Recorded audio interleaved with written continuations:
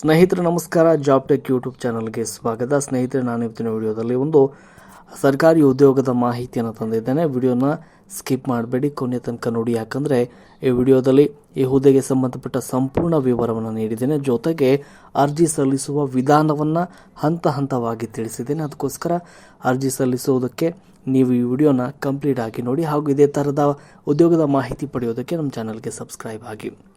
ಸ್ನೇಹಿತರೆ, ಬಳ್ಳಾರಿ ಜಿಲ್ಲಾ ಸಹಕಾರಿ ಕೇಂದ್ರ ಬ್ಯಾಂಕ್ ನಿಗಮ ಹೊಸಪೇಟೆ ಇಲ್ಲಿ ಖಾಲಿ ಇರುವಂತಹ ವಿವಿಧ ಹುದ್ದೆಗಳಿಗಾಗಿ ಅರ್ಜಿಯನ್ನು ಆಹ್ವಾನಿಸಲಾಗಿದೆ.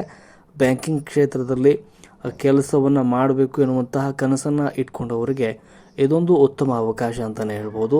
ಈ ಒಂದು ನೇಮಕಾತಿ ವ್ಯವಸ್ಥಾಪಕರು, ದ್ವಿತೀಯ ದರ್ಜೆ ಸಹಾಯಕರು ಹಾಗೂ ವಾಹನ ಚಾಲಕರು, ಕಿರಿಯ ಸೇವಕರಂತಹ ವಿವಿಧ ಹುದ್ದೆಗಳಿಗೆ ಅರ್ಜಿಯನ್ನು ಆಹ್ವಾನಿಸಲಾಗಿದೆ. ಇಲ್ಲಿ ನಿಮಗೆ ಆಕರ್ಷಕ ವೇತನ ಸಿಗುತ್ತೆ.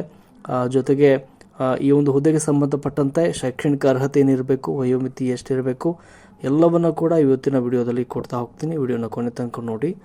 ಸ್ನೇಹಿತರೆ, ಉದ್ಯೋಗದ ವಿವರವನ್ನು ನೋಡ್ತಾ ಹೋಗೋಣ. ಇಲ್ಲಿ ಬಳ್ಳಾರಿ ಜಿಲ್ಲಾ ಸಹಕಾರಿ ಕೇಂದ್ರ ಬ್ಯಾಂಕ್ ನೇಮಕಾತಿ ಮಾಡಿಕೊಳ್ತಾ ಇದೆ. ನೇಮಕಾತಿ ಸಂಸ್ಥೆಯಲ್ಲಿ ಬಳ್ಳಾರಿ ಜಿಲ್ಲಾ ಸಹಕಾರಿ ಕೇಂದ್ರ ಬ್ಯಾಂಕ್ ನಿಯಮಿತ ಹೊಸಪೇಟೆ.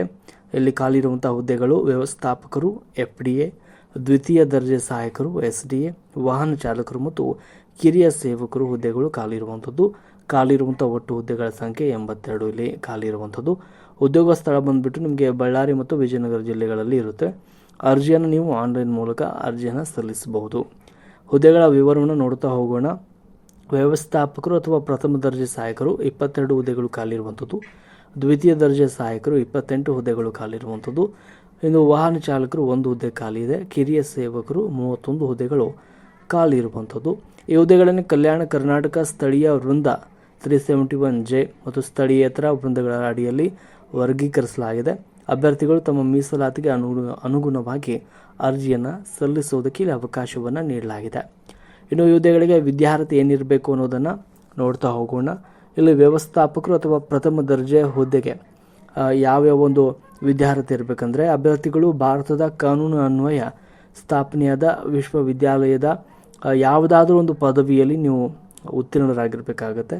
ಇದ್ರ ಜೊತೆಗೆ ಕನ್ನಡ ಭಾಷೆಯನ್ನು ಓದೋದಕ್ಕೆ, ಬರೆಯೋದಕ್ಕೆ ಮತ್ತು ಮಾತನಾಡೋದಕ್ಕೆ ನಿಮಗೆ ಬರಬೇಕು. ಜೊತೆಗೆ ಕಂಪ್ಯೂಟರ್ ನಿರ್ವಹಣೆಯ ಜ್ಞಾನ ಕೂಡ ನೀವು ಹೊಂದಿರಬೇಕಾಗತ್ತೆ.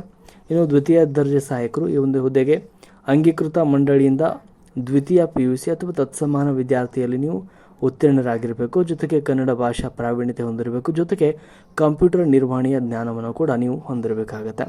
ಇನ್ನು ವಾಹನ ಚಾಲಕರು, ಈ ಹುದ್ದೆಗೆ ಅಭ್ಯರ್ಥಿಗಳು SSLC ಪಾಸ್ ಆಗಿರಬೇಕು ಹಾಗೂ ಕನ್ನಡವನ್ನು ಒಂದು ಭಾಷೆಯಾಗಿ ನೀವು ಓದಿರಬೇಕಾಗತ್ತೆ. ಇದ್ರ ಜೊತೆಗೆ ಚಾಲ್ತಿಯಲ್ಲಿರುವ ಕಾನೂನುಬದ್ಧ ಭಾರಿ ಮತ್ತು ಅಥವಾ ಲಘು ವಾಹನ ಚಾಲನಾ ಪರವಾನಗಿಯನ್ನು ನೀವು ಹೊಂದಿರಬೇಕಾಗತ್ತೆ.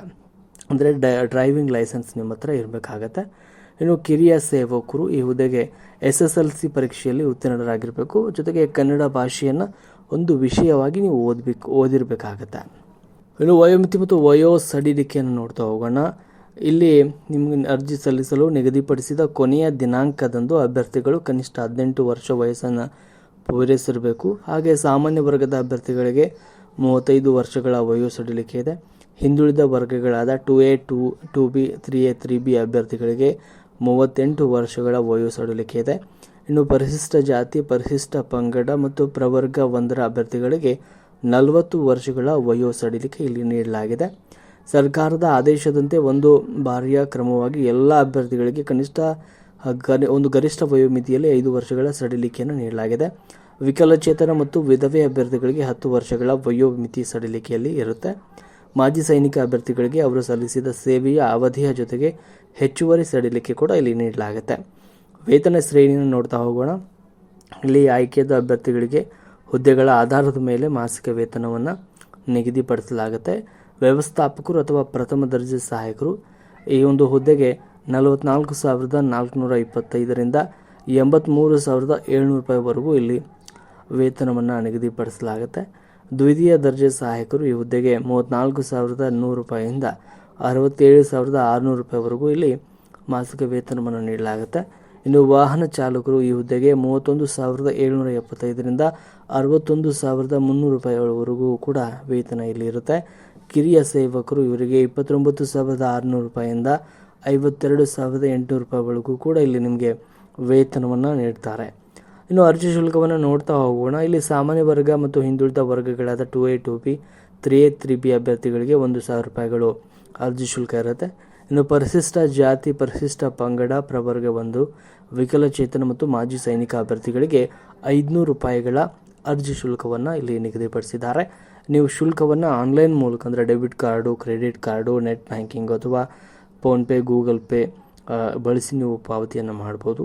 ಯಾವುದೇ ಸಂದರ್ಭದಲ್ಲಿ ಪಾವತಿಸಿದ ಶುಲ್ಕವನ್ನು ಮರುಪಾವತಿ ಮಾಡಲಾಗುವುದಿಲ್ಲ ಅಂತ ತಿಳಿಸಿದ್ದಾರೆ. ಇನ್ನು ಅರ್ಜಿಯನ್ನು ಸಲ್ಲಿಸೋದು ಹೇಗೆ ಅನ್ನೋದ್ರ ಬಗ್ಗೆ ಕೂಡ ನಾನು ಹಂತ ಹಂತವಾಗಿ ಮಾಹಿತಿ ಕೊಡ್ತಾ ಹೋಗ್ತೀನಿ. ಇಲ್ಲಿ ಮೊದಲನೇದಾಗಿ ನೀವು ಬ್ಯಾಂಕಿನ ಅಧಿಕೃತ ವೆಬ್ಸೈಟ್ಗೆ ಭೇಟಿ ನೀಡಿ ಅಲ್ಲಿ ನೀವು ಕಾಣುವಂತಹ PDCC ರಿಕ್ವೈರ್ಮೆಂಟ್ 2026 ಈ ಒಂದು ಲಿಂಕ್ ಮೇಲೆ ಕ್ಲಿಕ್ ಮಾಡಿ. ಆಮೇಲೆ ಮೊದಲು ಅಧಿಸೂಚನೆಯನ್ನು ನೀವು ಸಂಪೂರ್ಣವಾಗಿ ಓದ್ಕೊಳ್ಳಿ. ಅದಾದ ನಂತರ ನೀವು ರಿಜಿಸ್ಟ್ರೇಷನ್ ಪ್ರಕ್ರಿಯೆ ಮುಂದುವರಿಸಿ. ಆಮೇಲೆ ನೀವು ನಿಮ್ಮ ಹೆಸರು, ಜನ್ಮ ದಿನಾಂಕ, ಮೊಬೈಲ್ ಸಂಖ್ಯೆ, ಇಮೇಲ್ ID ಎಲ್ಲವನ್ನು ನೀಡಿ OTP ಮೂಲಕ ನೀವು ರಿಜಿಸ್ಟ್ರೇಷನ್ ಮಾಡ್ಕೊಳ್ಳಿ. ಅದಾದ ನಂತರ ನೀವು ರಿಜಿಸ್ಟ್ರೇಷನ್ ಸಂಖ್ಯೆ ಇರುತ್ತೆ ಮತ್ತು ನಿಮ್ಮ ಜನ್ಮ ದಿನಾಂಕ ಬಳಸಿ ನೀವು ಲಾಗಿನ್ ಆಗಿ ನಿಮ್ಮ ವೈಯಕ್ತಿಕ ವಿವರಗಳನ್ನು ಅಂದರೆ ಶೈಕ್ಷಣಿಕ ಮಾಹಿತಿಯನ್ನು ಭರ್ತಿ ಮಾಡಿ.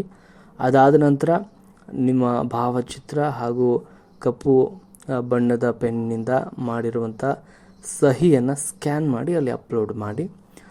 ಇಲ್ಲಿ ಗಮನಿಸಬೇಕಾದ ಅಂಶ ಅಂದರೆ ಇಲ್ಲಿ ನೀವು ಸ್ಕ್ಯಾನ್ ಮಾಡಿದಂಥ ಆ ಕಾಪಿ 100 KB ಕಡಿಮೆ ಇರಬೇಕಾಗತ್ತೆ. ಅದಾದ ನಂತರ ನೀವು ಅಗತ್ಯವಿರುವಂಥ ಎಲ್ಲ ಜಾತಿ ಪ್ರಮಾಣ ಪತ್ರಗಳು, ಮಾರ್ಕ್ಸ್ ಕಾರ್ಡ್ಗಳು ಮತ್ತು ಮೀಸಲಾತಿ ದಾಖಲೆಗಳನ್ನು ಅಪ್ಲೋಡ್ ಮಾಡಿ. ಆಮೇಲೆ ಅರ್ಜಿಯನ್ನು ಇನ್ನೊಮ್ಮೆ ಪ್ರಿವ್ಯೂ ಅಂದರೆ ಪರಿಶೀಲನೆ ಮಾಡ್ಕೊಳ್ಳಿ. ಕೊನೆಯಲ್ಲಿ ಸಬ್ಮಿಟ್ ಬಟನನ್ನು ಕ್ಲಿಕ್ ಮಾಡಿ. ಜೊತೆಗೆ ನಿಗದಿತ ಅರ್ಜಿ ಶುಲ್ಕವನ್ನು ಕೂಡ ನೀವು ಆನ್ಲೈನ್ ಮೂಲಕ ಪಾವತಿಸ್ಬೋದು.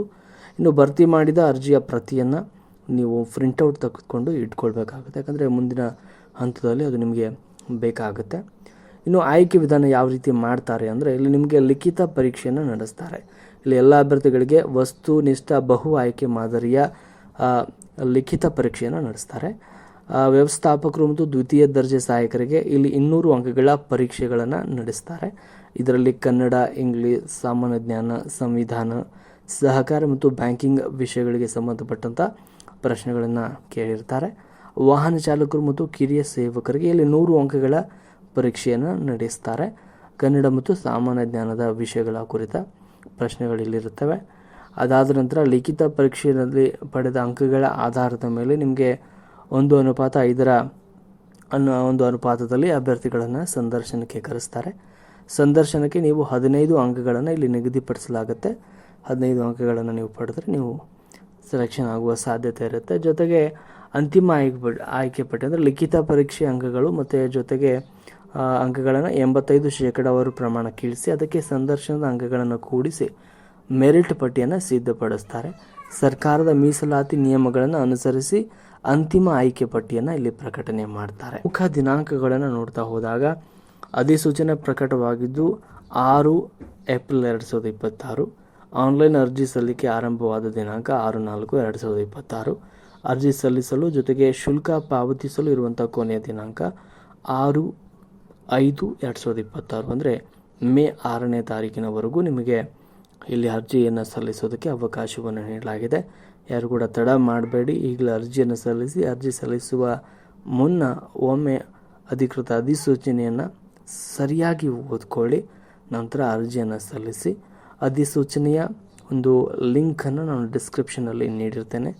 ಆ ಲಿಂಕ್ ಮೇಲೆ ಕ್ಲಿಕ್ ಮಾಡಿ ನೀವು ಅಧಿಸೂಚನೆಯನ್ನು ಇನ್ನೊಮ್ಮೆ ಓದಿಕೊಂಡು ನಂತರ ಅರ್ಜಿಯನ್ನು ಸಲ್ಲಿಸಿ. ಧನ್ಯವಾದಗಳು.